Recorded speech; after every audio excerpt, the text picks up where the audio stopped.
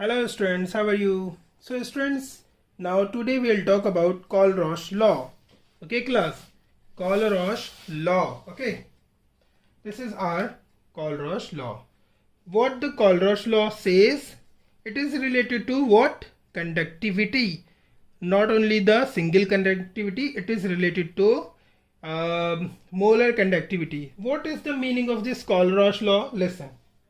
It says, the statement is, it says each ion makes a definite contribution on the total molar conductivity of an electrolyte at infinite dilution irrespective of the nature of the other ions of the electrolyte. Class ये statement है. Statement आपको you will be very well understood of this statement with this example which I am going to give you. Suppose class we are having NaCl as it is an electrolyte. You know it is an electrolyte. So it is dissociated into Na plus ion and Cl minus ion. It would be very clear to all of you. Suppose we take another example of sodium acetate. Okay. Sodium acetate is also divisible into sodium ion plus acetate ion. This is acetate ion class. This is very simple thing. Now they are saying जो हमारी molar conductivity होती है, molar conductivity mainly जो Kohlrausch law है, it is not related to molar conductivity, it is related to molar conductivity at infinite dilution. It means we are talking about the limiting molar conductivity. Now limiting molar ये कहता क्या है, जैसे कि दो हैं हमारे ये. ओके इसमें जो लिमिटिंग मोलर कंडक्टिविटी है सोडियम आयन की, ओके इसकी कोई लिमिटिंग मोलर कंडक्टिविटी होगी और Cl की भी कोई एक मोलर लिमिटिंग मोलर कंडक्टिविटी है. हम देखते हैं इन दोनों ही जो एग्जाम्पल्स दे रखे हैं मैंने, in both the cases sodium is common. It is clear sodium is common. So we are just talking about sodium. Sodium की एक limiting molar conductivity होगी. Okay. So sodium की limiting molar conductivity, whether it is present in NaCl or sodium acetate, it would be same. It would be constant. जैसे sodium ले लिया तो ये जो आयन है सोडियम आयन, इसकी जो मोलर कंडक्टिविटी होगी, whether it is present in NaCl, whether it is present in sodium acetate, ये दोनों में आयन में डिवाइड होगा और इसकी लिमिटिंग मोलर कंडक्टिविटी जो होती है दोनों में ही, दोनों इलेक्ट्रोलाइट में सेम होगी. सो ये लॉ क्या बोलता है कि limiting molar conductivity of sodium जो होती है उसके ऊपर कोई भी इम्पैक्ट नहीं होता with the limiting molar conductivity of chlorine ion, chloride ion. in the other case ये सोडियम एसीटेट है. So limiting molar conductivity of sodium, उसके ऊपर इस जो एसीटेट आयन है इसकी लिमिटिंग मोलर कंडक्टिविटी का कोई इम्पैक्ट नहीं है. आई जस्ट वांट टू से limiting molar conductivity of different ions of the electrolyte is independent the limiting molar conductivity of the other ions. इसकी जो लिमिटिंग मोलर कंडक्टिविटी होगी चाहे वो इस इलेक्ट्रोलाइट में हो चाहे इस इलेक्ट्रोलाइट में हो, सोडियम की जो लिमिटिंग मोलर कंडक्टिविटी है इट इज सेम चाहे वो किसी में भी हो. ओके और इसकी मोलर कंडक्टिविटी पे इससे जो अटैच्ड आयन्स हैं जैसे कि क्लोराइड आयन है एंड एसीटेट आयन है, इन दोनों का there is no impact of both the ions. I mean जो सोडियम की individual molar limiting molar conductivity है वो हर इलेक्ट्रोलाइट में सेम होगी. Are you getting me? So they are saying, यही स्टेटमेंट है. देखो क्या बोलते हैं, each ion makes a definite contribution on the total molar conductivity. Each ion मतलब sodium, each ion sodium makes a definite contribution on the total molar conductivity of an electrolyte. मतलब इस पूरे इलेक्ट्रोलाइट में जो सोडियम आयन है ये एक क्या बनाता है, एक डेफिनेट, इसका डेफिनेट कॉन्ट्रीब्यूशन होता है इस इलेक्ट्रोलाइट की मोलर कंडक्टिविटी में. ओके और इसकी जो लिमिटिंग मोलर कंडक्टिविटी है वो irrespective of the nature of the other ions of electrolyte. इसकी जो लिमिटिंग मोलर कंडक्टिविटी है ये कह रहे हैं कि जैसे सोडियम है, सो सोडियम जो होता है they I mean it make their own definite contribution towards the molar conductivity of this NaCl. It is making a definite contribution towards the molar conductivity of NaCl. here in this case sodium ion, it is making a definite contribution towards the molar conductivity of sodium acetate. We are not just talking about the molar conductivity, it is limiting molar conductivity. I mean the dilution should be at finite, I mean at infinite, I mean at infinite dilution की बात कर रहे हैं. Do you remember in the last class I told you, जो conductivity at infinite dilution जो होती है उसी को हम लिमिटिंग मोलर कंडक्टिविटी कहते हैं. So again I am telling you, ये सोडियम का मैंने एग्जांपल लिया.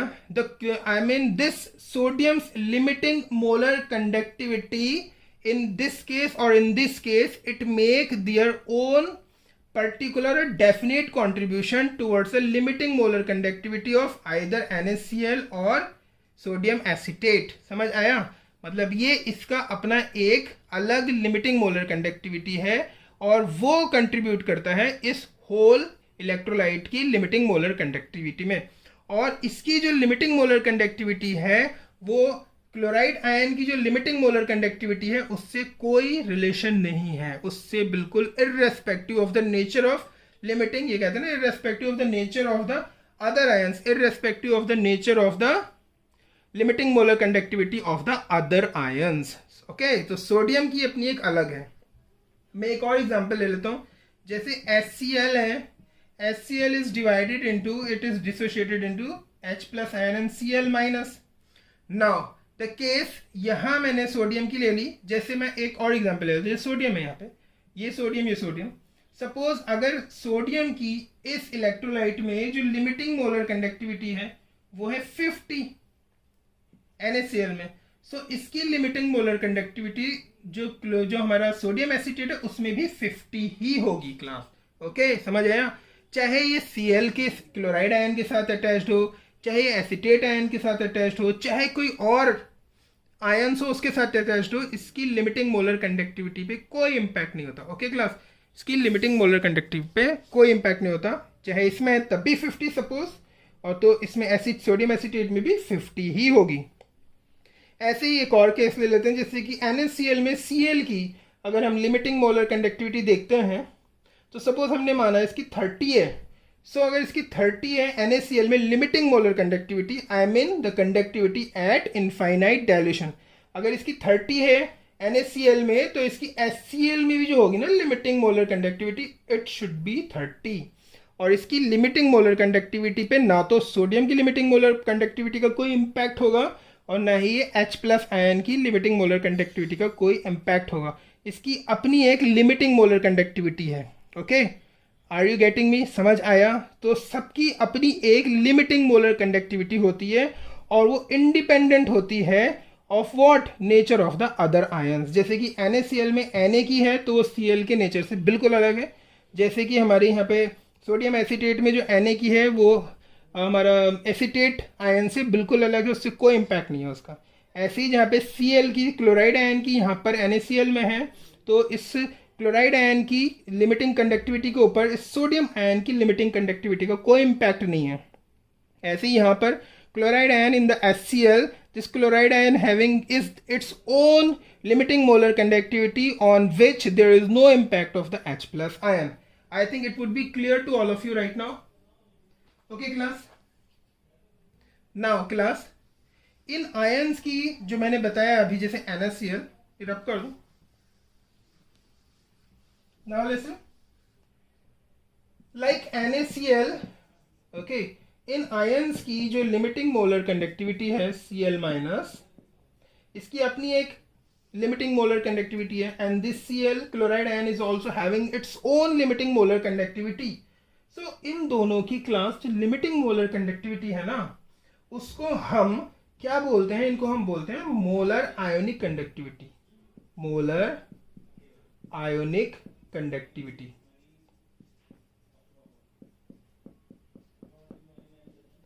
So what I am saying the conductivity, limiting molar conductivity of the ions of a electrolyte are known as molar ionic conductivity.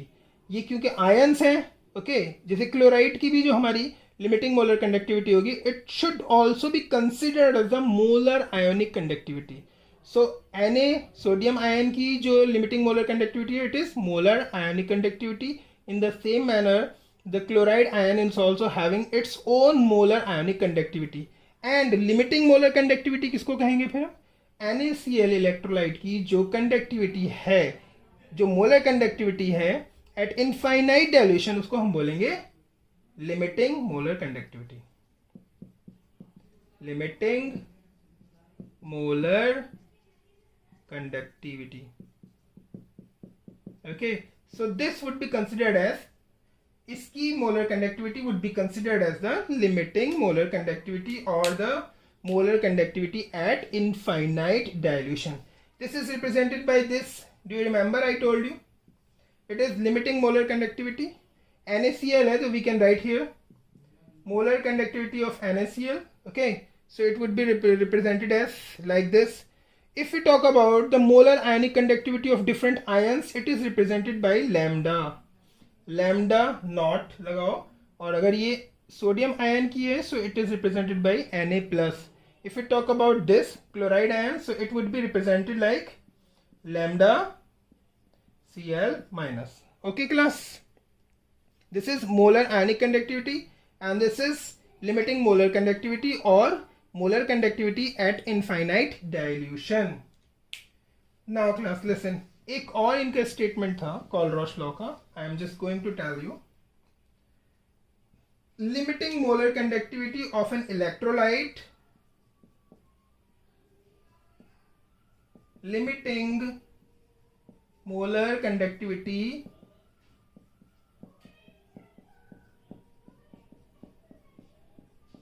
limiting molar conductivity of an electrolyte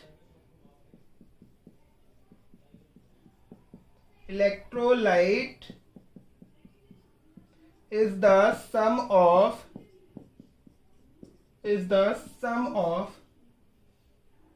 what? Molar ionic conductivity. Listen class, this is the representation of molar ionic conductivity. So limiting molar conductivity of an electrolyte is the sum of molar ionic conductivity of cation and anions, each multiplied by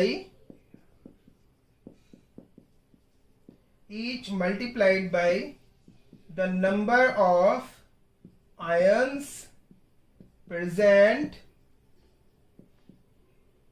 in a mole of electrolyte.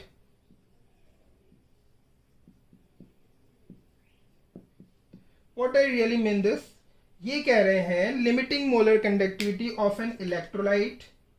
Limiting molar conductivity of an electrolyte. Suppose again I am taking the example of NaCl. So they are saying the limiting molar conductivity of NaCl of an electrolyte. So it means we are taking the example of electrolyte as NaCl. So limiting molar conductivity of an electrolyte means the limiting molar conductivity of NaCl is the sum of molar ionic conductivity of cation and anions. Okay, पहले यहाँ तक सुनते हैं.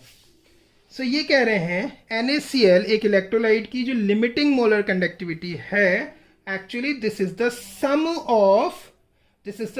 of molar ionic conductivity of both cation and anions. मतलब अगर हम इसकी limiting molar conductivity निकालें like this, limiting molar conductivity of NaCl, it should be equal to, it is the sum of, ये suppose Na की sodium ion की molar ionic conductivity है, so it should be the sum of molar ion conductivity of both the ions, दोनों ion, both the ion मतलब cation and anion. Okay, so NaCl की limiting molar conductivity is the sum of molar ionic conductivity of both the ions. So Na की molar ionic conductivity हुई ये, and chloride ion की molar ionic conductivity हुई Cl minus. I think it would be clear, very simple.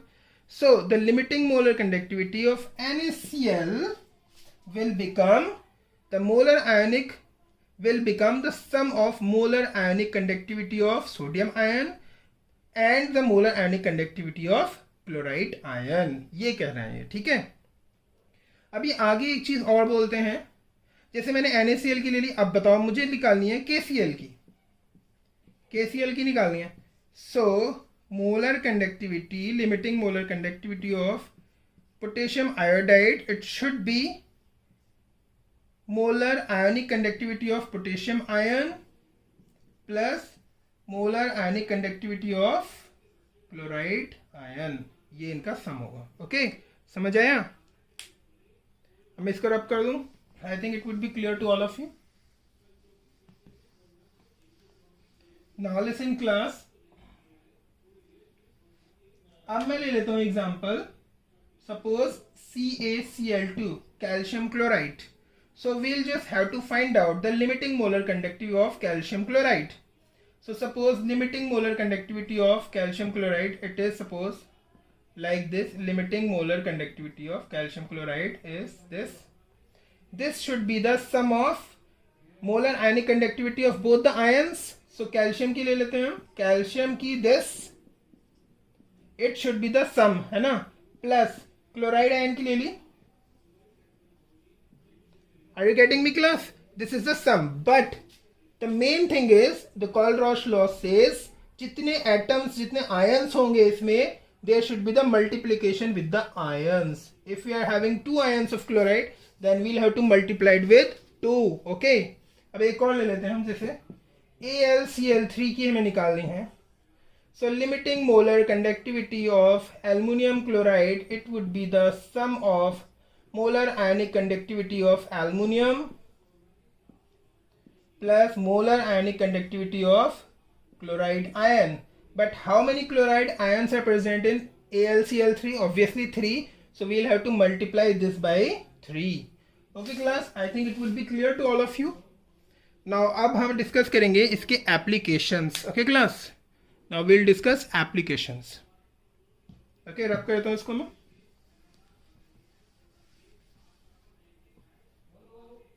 Listen, the first application of Colroche law is, with the help of the Colroche law, we can calculate the molar conductivity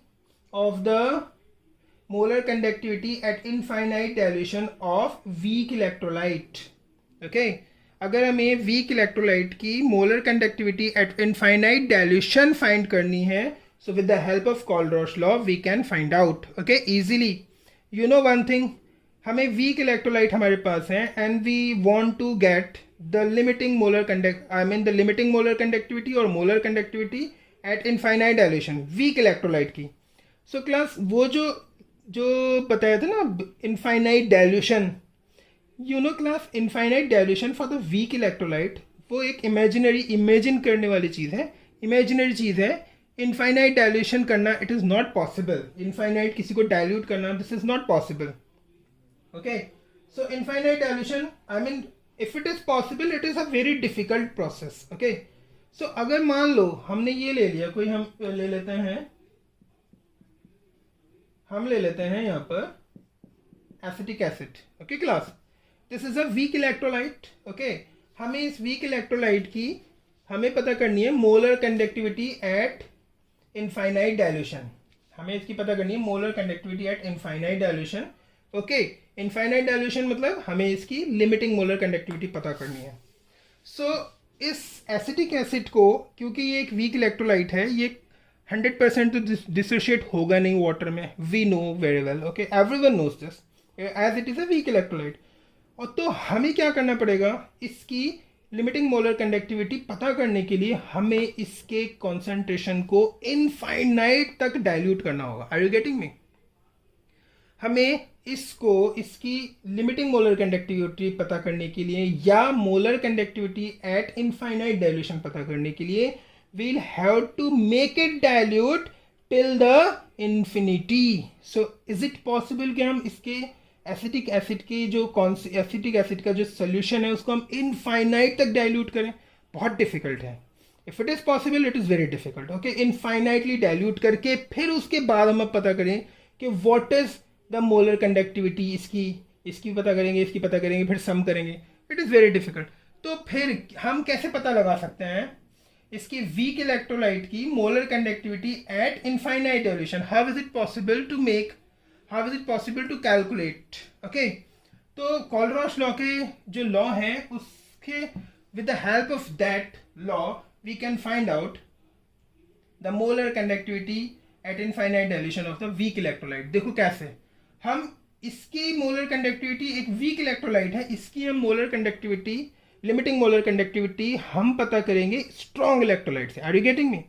strong electrolyte की हमें limiting molar conductivity easily मिल सकती है क्योंकि वो dissociate हो जाता है। सो स्ट्रॉन्ग इलेक्ट्रोलाइट से हम इस वीक इलेक्ट्रोलाइट की मोलर कंडक्टिविटी फाइंड आउट करेंगे। कैसे? देखो, सपोज हमने 3 ले लिए, 3 स्ट्रॉन्ग इलेक्ट्रोलाइट ले लिए हमने। One is, suppose one is KCl, it's a strong electrolyte. अगर हम इसकी, यहां मैं ऐसे लिखता हूं, यहां लिख देता हूं, KCl है पोटेशियम क्लोराइड, इसकी limiting molar conductivity of KCl, it should be the molar ionic conductivity of potassium ion plus the molar ionic conductivity of chloride ion. I think it would be clear to all of you. अभी हमने पढ़ा है, ये Kohlrausch law का ही एक है। Next एक और ले लिया हमने, सपोज ले लेते हैं हम HCl। HCl is also a strong electrolyte. So limiting molar conductivity of HCl, it would be the sum of molar ionic conductivity of H plus ion plus molar ionic conductivity of chloride ion. Okay, एक case और ले लिया हमने। अब लेते हैं हम sodium acetate, इसकी निकालेंगे तो limiting molar conductivity of sodium acetate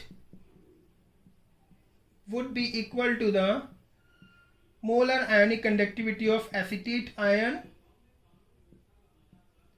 plus molar ionic conductivity of sodium ion. Okay class, हमें इन तीनों की पता है। ओके, अब हम क्या करें, हमें करना क्या है, हम इसको भी डिवाइड कर लेते हैं, इसको हम डिवाइड कर लेते हैं, ये जो मैंने लिखा ना यहाँ लिख लेते हैं, CH3COOH।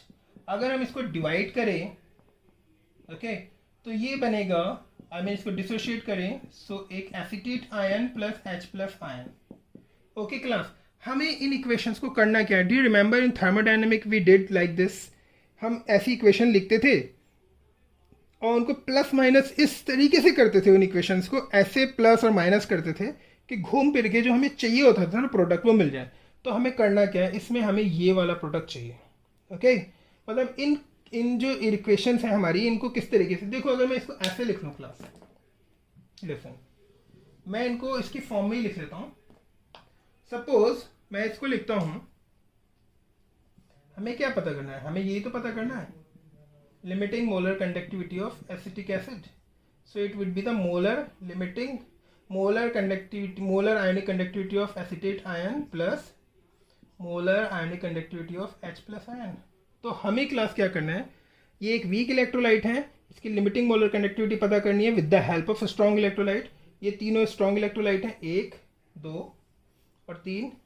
हमें इन तीनों इक्वेशन को इस तरीके से प्लस माइनस करना है कि कट कटा के हमारे पास ये बच जाए सिर्फ 2 ion. Are you getting me? सिर्फ ये 2 आयंस अगर हमें मिल जाएं, सब कट कटा के हमें ये 2 आयंस मिल जाएं, तो क्लास हमारा जो प्रॉब्लम है ना वो सॉल्व हो जाएगी और हमें पता लग जाएगा क्या करें। तो ये 3 इक्वेशन है, मैं इनको जो है ना इसको रब करके दोबारा लिखता हूं, तब ज़्यादा आसानी से हो जाएगा। So class, these are 3 equations and we'll have to find out the limiting molar conductivity of acetic acid, and these 3 equations of the strong electrolyte is given here. Okay, limiting molar conductivity सबकी दे रखी है। तो अब हम इन तीनों को इस तरीके से अरेंज करेंगे so that we can get the limiting molar conductivity of what? This is what? हमें किसकी, एसिटिक एसिड की पता करनी है, वीक इलेक्ट्रोलाइट की। तो क्या करें हम, देखो as just similar to the thermodynamic, do you remember thermodynamic में हमने क्या किया था, इन इक्वेशंस को हम अरेंज करते थे so that we can get the product like this. हमें ये चाहिए तो हमें ये प्रोडक्ट चाहिए, क्या चाहिए हमें, molar ionic conductivity of acetate ion and molar ionic conductivity of H plus ion. So हमें इस तरीके से अरेंज करना है। तो हम क्या कर सकते हैं, पहली इक्वेशन ले लेते हैं, CH3COOK is equal to ionic CH3COO minus plus K plus, ये ले लिया हमने, ये क्लास ये अलग रखो, this is the first equation. Second equation ले लिया हमने, KCl is equal to this Cl minus plus potassium ion. Okay class, अब देखो यहाँ पर what you really need, we need this what, acetate ion, we need acetate ion, but हमें potassium नहीं चाहिए और ना ही हमें क्लोरीन चाहिए, ना तो क्लोराइड आयन का हमें चाहिए। Limiting molar conductivity, we don't need of the chloride ion, we don't need the limiting molar conductivity of potassium ions. This is the second equation. तो इन दोनों में से हम इस इक्वेशन में से किसको रिमूव कर सकते हैं, एक पोटेशियम को रिमूव कर सकते हैं, because potassium is common in both the equations. So minus कर दिया हमने यहाँ पर, माइनस माइनस, सो पोटेशियम की जो हमारी मोलर यानी कंडक्टिविटी तो कट गई, बचा क्या हमारे पास, limiting molar conductivity of potassium acetate minus limiting molar conductivity of potassium chloride is equal to this CH3COO minus, okay अब ये माइनस में था तो ये माइनस में आएगा, minus molar limiting conductivity of molar ionic conductivity of chloride ion. Okay class, so it becomes fourth equation. अब हम थर्ड ले लेते हैं इसके नीचे, limiting molar conductivity of HCl is equal to, यहाँ लिख लेते हैं इसको, limiting molar conductivity of HCl is equal to molar ionic conductivity of H plus ion plus molar ionic conductivity of chloride ion. ये हमारी थर्ड इक्वेशन थी। देखो class, हमें इसमें क्या करें, हम ऑब्वियसली हमें क्या चाहिए, ये चाहिए और ये चाहिए, ये दोनों हमें नहीं चाहिए। क्लोराइड आयन की molar ionic conductivity we don't require, so obviously इसको कट कर दो। कैसे कट कर सकते हैं, ये खुद ही कट हो रहा है, सो सम कर दो इनका। सो सम करते हैं अगर हम, तो ये कैंसिल हो गया। So what we'll get, limiting molar conductivity of potassium acetate minus limiting molar conductivity of potassium chloride plus limiting molar conductivity of HCl, it will comes out to be molar ionic conductivity of acetate ion plus molar ionic conductivity of hydrogen ion। देखो class, what is happening, we are getting the same result here, मिल गया ना हमें, यहाँ पर बिल्कुल same result मिल गया, यही हमें चाहिए था। तो अगर हमें इन तीनों की लिमिटिंग मोलर कंडक्टिविटी पता हो, इन तीनों की, किसकी, potassium acetate, potassium chloride and HCl की अगर हमें पता हो, ये स्ट्रॉन्ग इलेक्ट्रोलाइट हैं, इनकी हम पता कर सकते हैं, इनकी हम पता नहीं कर सकते थे। जो वीक इलेक्ट्रोलाइट था ना, इसकी हम पता नहीं कर सकते थे, लेकिन हम इन तीनों की इक्वेशन को इस तरीके से अरेंज करेंगे कि so that we can get the limiting molar conductivity और molar conductivity at infinite dilution of weak electrolyte. Okay class, इस तरीके से हम इसको फाइंड आउट कर सकते हैं। इसको नोट डाउन कर लो। एक दूसरी एप्लीकेशन जो है इनकी, सेकेंड एप्लीकेशन देखो, you know class, degree of dissociation, you would be aware of degree of dissociation, alpha is equal to degree of dissociation, degree of dissociation। So degree of dissociation is molar conductivity at any concentration divided by molar conductivity at infinite dilution, और इसको हम limiting molar conductivity भी कहते हैं। So degree of dissociation class इस तरीके से आ जाएगा निकल के, ये एक फॉर्मूला है।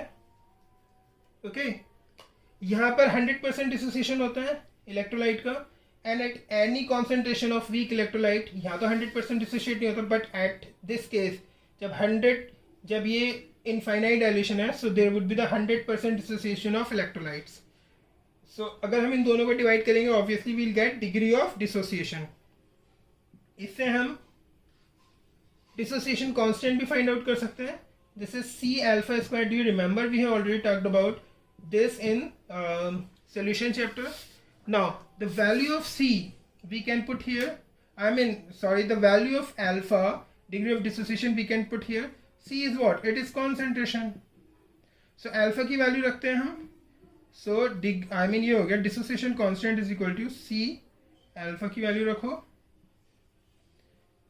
Molar conductivity at any concentration divided by molar conductivity at infinite dilution की square divided by 1 minus molar conductivity at any concentration divided by molar conductivity at infinite dilution. So class, with the help of this formula we can find out the dissociation constant as well. Okay class, so I think ये पूरा topic हो गया है. इसके ऊपर कुछ numerical try करना. Okay, so goodbye and have a nice day, and we'll see you in the next video. If you like the video, please press the like icon. Okay, goodbye.